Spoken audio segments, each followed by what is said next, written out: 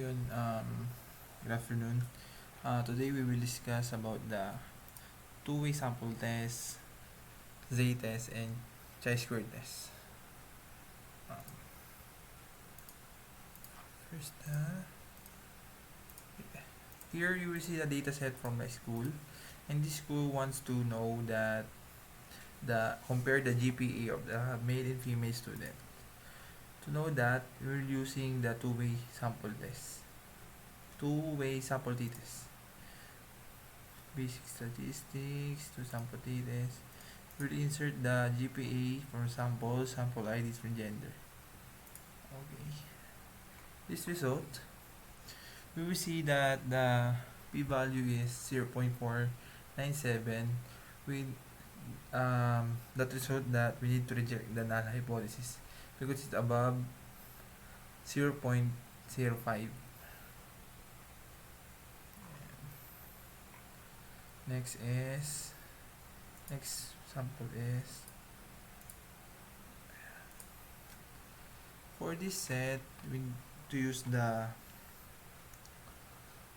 the z-test.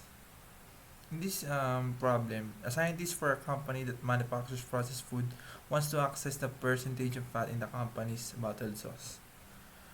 The advertised percentage is 15%. The scientist measures the percentage of fat in 20 random samples. Previous measurements found that the population standard deviation is 2.6%.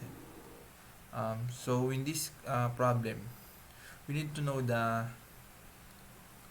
measurement found that the population is 2.6%.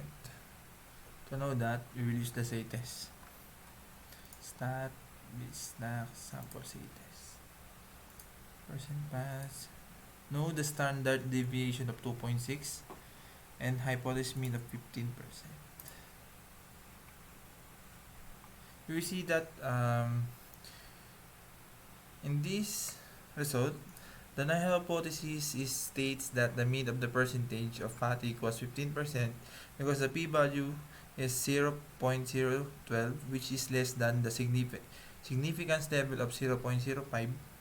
The scientist rejects the null hypothesis.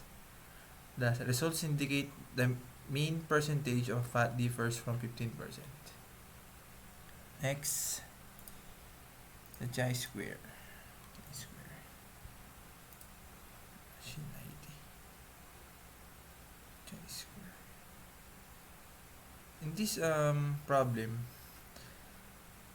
umbrella manufacturing facility, umbrella handles are measured and then removed from the assembly line if they don't meet specification. A daily report indicates how many rejected handles were produced by each of these presses at the facility during each of 3 shifts. A quality engineer wants to determine whether press and shift are associated. The engineer performed a chi-square test for association to determine whether the press and shift that produce the rejected handles are associated. So we will be using the chi-square test. First, we go to stat, tables,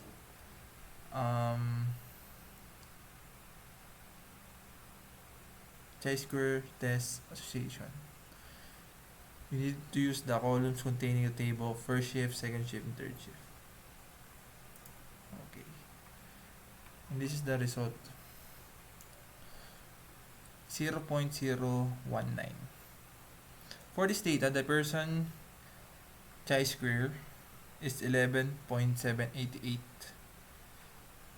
and the p-value is 0.019 and the likelihood ratio chi-square statistic is 11.816 with 0.019. Both p-values are less than the significance level of 0.05. Thus, the engineer concludes that the variables are associated and that the performance of the press varies depending on the shift. The first shift produces the most rejected handles, is 160. And a large proportion of the bad handles come from press 2, is 76.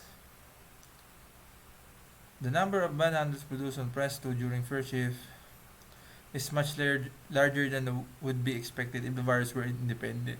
The engineer used this information to investigate the rejected handles from press 2 made on the first ship. That's all. Thank you.